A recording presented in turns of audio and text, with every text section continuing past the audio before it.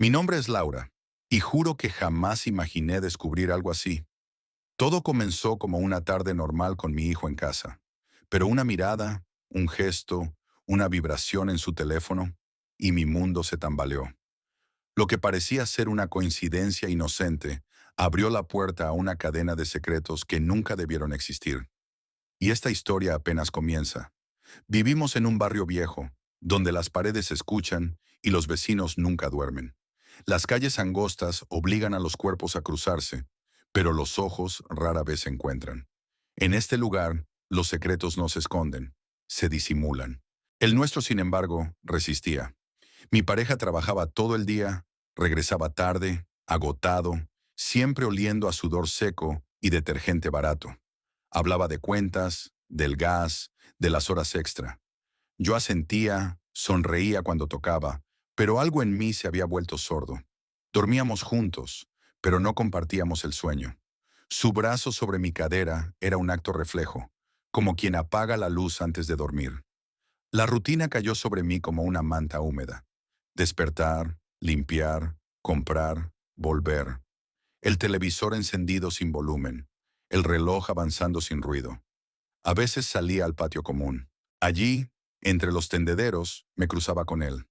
Siempre sentado, leyendo, bebiendo café. Nunca hablaba mucho, nunca preguntaba, pero me miraba. No con morbo, sino con atención, como si reconociera algo que incluso yo había olvidado que existía en mí. Una tarde, al volver del mercado, lo vi sin camisa, limpiando los ventanales. Saludó con un gesto lento. No dijo nada más. Pero esa noche, al acostarme junto a un cuerpo que ya no me tocaba, pensé en sus manos, en su calma, en esa forma de estar sin pedir nada. Con el tiempo empecé a notar detalles. La forma en que se inclinaba al hablarme, cómo su voz bajaba al decir mi nombre. No era un coqueteo abierto, era algo más sigiloso, un roce invisible, constante, que me envolvía sin necesidad de contacto. La primera vez que me invitó a tomar café fue casi accidental. Venía del mercado, las bolsas cortándome los dedos. Él hizo un gesto hacia su casa. Asentí. No lo pensé demasiado. Dentro todo estaba en silencio. Sirvió 2 tazas sin preguntar. Hablamos de cosas sin peso. El clima, los gatos del barrio. Pero cada pausa se alargaba. Cada silencio decía más que las palabras. Al irme no hubo despedidas. Solo su mirada fija en mí. Esa noche no pude dormir. La taza de café seguía en mi cabeza. Sus manos también. Y su frase, lanzada al aire: pareces cansada, demasiado joven para cargar tanto. No supe responder. No supe qué sentir. Evitarlo fue imposible. Cambié horarios, recorridos. Pero incluso desde lejos, su presencia era evidente. Estaba allí, en mis gestos, en mi ropa, en cada gesto que antes hacía sin pensar. Y cuando volvimos a encontrarnos, no hubo reproches. Solo una calma peligrosa, una atención silenciosa que lo llenaba todo. Una tarde, mientras regaba las plantas, su voz me alcanzó sin aviso. Dijo que iría a una bodega fuera de la ciudad, que si quería acompañarlo. No fue una invitación directa, pero mi cuerpo respondió antes que mi mente. Dije que sí. El viaje fue silencioso. La carretera, los viñedos, el cielo limpio. No hubo palabras necesarias.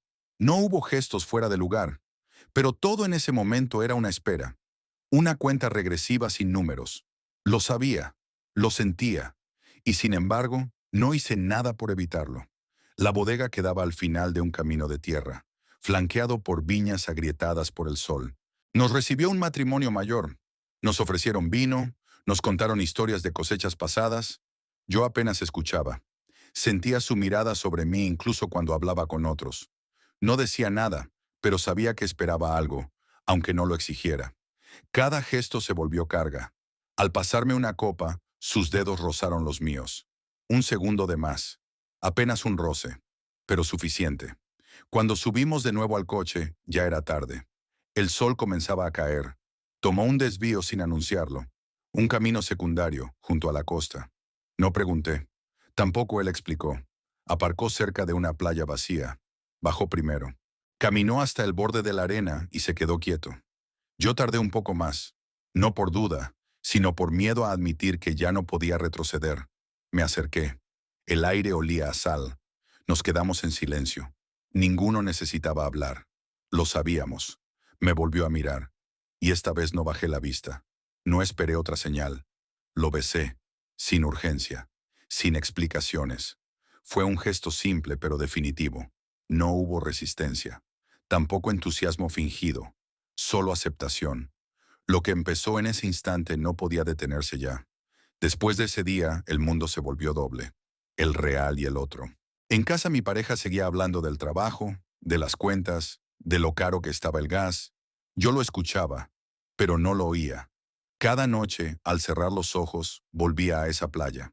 Volvía a ese silencio. Intenté alejarme. Cambié de horarios. Busqué tareas innecesarias. Pero el deseo no disminuyó. Al contrario, se volvió urgencia. Cada gesto evitado era una forma de confirmarlo. Cada silencio prolongado era un nuevo paso hacia él.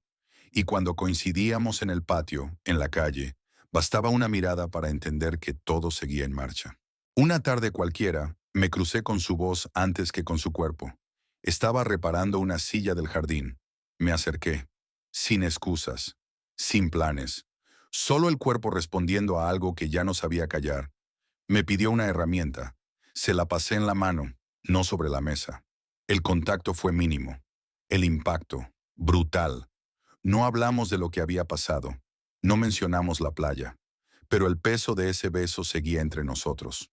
Empecé a buscar formas de coincidir, de cruzarlo sin que pareciera intencional, aunque lo era, cada vez más, y él con esa calma suya lo aceptaba, sin exigencias, sin preguntas. En casa, mi pareja empezó a notar los cambios. No lo dijo al principio, solo observaba, comentarios sueltos, preguntas disfrazadas de interés. Yo respondía con evasivas. No sabía mentir bien, pero tampoco me importaba demasiado hacerlo mejor. Algo dentro de mí ya había tomado una decisión, aunque yo no la hubiera dicho en voz alta. Lo inevitable se confirmó una noche. Volví a casa y él me esperaba, no con rabia, con duda. Preguntó, ¿estabas con él? Asentí con una mentira que sonó más a verdad de lo que quería. Dije que no pasó nada, que solo era una visita. Asintió. No preguntó más. Su silencio fue la sentencia. No hubo confrontación. Pero desde entonces, la casa se volvió un espacio en pausa. Todo continuaba igual, pero ya nada lo era. La distancia se volvió tangible. Y yo, cada vez que cruzaba la calle, lo hacía con menos culpa. Ya no era un impulso, era una elección. Las visitas se volvieron más cuidadosas, no por miedo al juicio, sino por la certeza de que ya había demasiados ojos atentos. El rumor empezó a moverse sin palabras, en forma de miradas que duraban un segundo de más, de saludos más tensos, de sonrisas que escondían algo. Un día su madre me cruzó en la escalera. Me habló con voz suave. Dijo que me había visto mucho por su lado del edificio. No acusó, pero tampoco fingía ingenuidad. Su sonrisa era cortante. Le respondí con calma, pero me temblaban las piernas. Esa noche supe que el tiempo se nos había terminado. Cada gesto se llenó de tensión. Ya no buscaba evitarlo. Lo buscaba a pesar de todo. No necesitaba contacto para sentirlo. Me bastaba oír su voz al otro lado del patio, notar su sombra moviéndose tras una cortina. Y cuando nos cruzábamos, el silencio decía más que cualquier palabra. La tensión en casa cambió de forma. Ya no había preguntas, no había escenas, pero su silencio era más agresivo que cualquier grito. Me observaba como si buscara pruebas, como si esperara que yo me delatara sola. Y en el fondo, yo ya no lo escondía. Un día, sin pensar demasiado, crucé la calle temprano. Toqué su puerta. No hubo palabras. Me dejó pasar. Esa vez no hubo pausas. No hubo tanteos.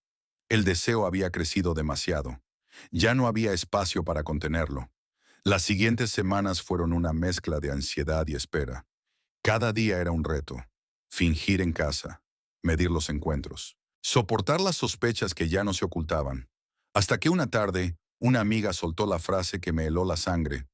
Dicen que tu vecino va a vender, que se va al sur. No respondí, pero el comentario me quedó clavado. Esa noche lo espié desde la ventana. Lo vi empacando papeles, hablando por teléfono, moviéndose distinto. Confirmé lo que ya temía. Se iba. Pasaron días sin que lo viera. La casa frente a la mía se fue vaciando. Una mañana, al acercarme, encontré la reja cerrada. Las ventanas, clausuradas. Su olor, su voz, su sombra.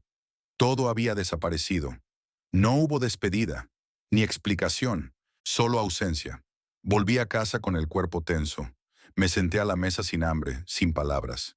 Él comió en silencio. Me miró una sola vez. No dijo nada. Y eso fue peor. Lo sabía todo. Y no pensaba preguntarlo. Desde entonces, el vacío se instaló en cada rincón. Seguíamos compartiendo espacio, pero nada más. Yo pensaba en lo que había sido y no sería más. No sentía remordimiento. Sentía pérdida. De él, de mí, de lo que había descubierto demasiado tarde. La vida siguió. El barrio siguió. Pero yo quedé anclada en ese umbral, entre lo que tuve y lo que no volverá. Nadie me lo quitó. Fui yo quien lo eligió. Y también fui yo quien lo perdió. Durante semanas evité su calle, como si al no mirar pudiera negar que ya no estaba. Pero cada mañana, al abrir la ventana, mi primer impulso era buscarlo. Y al no encontrarlo, el cuerpo se tensaba. A veces me sorprendía quieta frente a su puerta cerrada, como esperando que algo cambiara. Mi pareja seguía allí. Ocupaba espacio pero no presencia. Nos hablábamos por rutina. Las frases eran automáticas. No discutíamos. No compartíamos. La casa se volvió un lugar de paso, no de vida. Y yo, atrapada entre la culpa que no sentía y la ausencia que no aceptaba, empecé a descomponerme. Una tarde cualquiera, él preguntó, ¿te quedarás aquí? Lo dijo sin tono, como si ya no esperara respuesta. No supe qué contestar. Quedarme, irme, volver. Todo parecía igual de vacío, porque él se había ido, pero también yo. Volví al patio. Volví al silencio de las pinzas golpeando entre sí. Pero ya no había nadie al otro lado. Solo el eco de lo que había sido. Algunas vecinas evitaban mi mirada. Otras sonreían con sorna. Todo el mundo sabía. Nadie hablaba. Pero el juicio estaba en el aire. Una noche, al volver tarde del mercado, lo vi. No era él, claro. Otro hombre, una silueta parecida. El corazón se me fue al cuello. Corrí, pero no era. Y ese instante bastó para entenderlo. No lo esperaba a él, sino a lo que había sentido junto a él. No se trataba del hombre. Se trataba de haber sido mirada, deseada, vista. Y ahora, sabiendo que era posible, todo lo demás me parecía insuficiente. Insípido, muerto. Intenté reconstruirme. Salí sola. Me forcé a escuchar, a participar, pero en cada voz buscaba su tono, en cada gesto, su paciencia. Y eso me hizo más evidente mi propia traición. No era él lo que extrañaba, era quien yo fui mientras me miraba. Una tarde, cruzando la plaza, me encontré con su voz. Una canción. La misma que sonaba en su cocina aquel primer café. Me detuve. La gente pasaba. Yo no. Cerré los ojos. Todo regresó. El tacto, la espera, el beso sin prisa. Abrí los ojos y supe que no habría reemplazo. Esa noche, al volver a casa, él ya dormía. Lo observé desde la puerta. Su espalda, su respiración. Me pareció un extraño. Y sin embargo compartíamos todo. Todo menos lo que importaba. No dije nada. No me acosté. Me senté en la cocina. Esperé el amanecer con una taza fría entre las manos. Al salir el sol, supe que había terminado. No porque lo dijera, sino porque ya no quedaba nada que sostener. Me fui un martes, sin drama, sin nota, sin maleta visible. Solo algunas cosas en una bolsa de tela y el abrigo sobre el brazo. Cerré la puerta con cuidado. No quería ruido. No por él. Por mí. No soportaba la idea de que el sonido del portazo fuera la última palabra. Tomé un cuarto pequeño en una zona donde nadie me conociera. Pasé las primeras noches sin saber si había hecho lo correcto. Pero tampoco me lo cuestionaba demasiado. No había plan, solo necesidad. La de no seguir siendo un fantasma en mi propia casa. Los días se volvieron simples. Trabajaba unas horas, caminaba otras, observaba. A veces pensaba en él, en los silencios compartidos, en su forma de mirar, pero cada vez menos. No por olvido, por adaptación. El deseo se fue transformando en recuerdo, y el recuerdo en cicatriz. No hubo contacto. Nunca más supe si realmente se había ido al sur. No lo busqué, me lo prohibí, no por orgullo, por dignidad, porque sabía que nada de lo que hubiéramos podido ser sobreviviría al regreso. Con el tiempo aprendí a estar sola, a comer sola, a dormir sola, a volver sola, y en esa soledad encontré algo que nunca había tenido: claridad, no de lo que quería, sino de lo que ya no aceptaría nunca más. Volví al barrio meses después, no por nostalgia, por necesidad, una cita médica, una dirección mal apuntada. Caminé por esas calles sin mirar demasiado, pero al pasar frente a mi antigua casa, me detuve. Las ventanas abiertas, las cortinas nuevas, otra gente, otra vida, nada que ver conmigo. Seguí caminando. Crucé el patio. La silla del jardín seguía allí, oxidada, abandonada. Nadie la usaba. Me quedé de pie unos segundos. Pensé en sentarme. No lo hice. Me di la vuelta. Había llegado la hora de irme de verdad. Esa noche, en mi cuarto alquilado, encendí una vela. No por ritual, por costumbre, por necesidad de luz. Me senté frente a ella y escribí. No una carta, no una historia, solo frases sueltas, palabras que antes no había podido decir. Escribí su nombre, el de mi expareja, el mío, todos en la misma hoja, como si al ponerlos juntos pudiera entender algo. No lo entendí, pero al menos, por primera vez, no dolía. Al terminar, rompí el papel, no por rabia, por alivio, porque escribirlo ya era suficiente, porque no había nada que conservar.